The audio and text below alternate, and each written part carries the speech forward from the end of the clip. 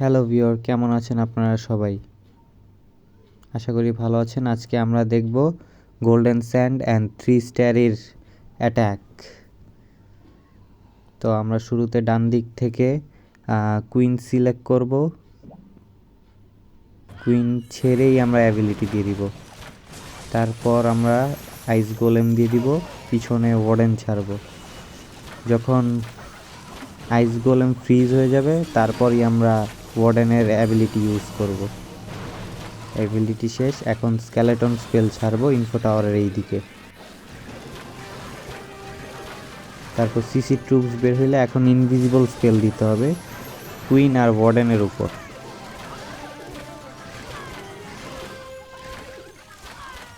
এখন একটু অপেক্ষা করতে হবে। সিসি ট্রুপস শেষ।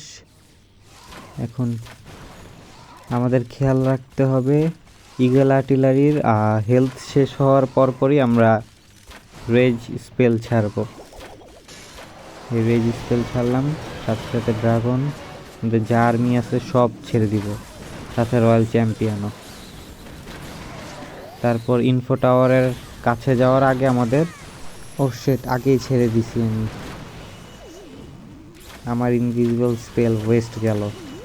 আচ্ছা, তারপর আমরা কন্টিনিউ করব অ্যাটাক, দেখি কত দূর যাওয়া যায়। আশা করি 3 স্টার চলে আসবে। অ্যাটাকটা মোটামুটি কঠিন। আমাদের বেলুন আঁকাইতেছে, তারপরে হিরো সুন্দরভাবে যাইতেছে। অতটা খারাপও হয়নি যতটা ভাবছিলাম। যাক, চলে আসবে। আর অল্প, আর অল্প।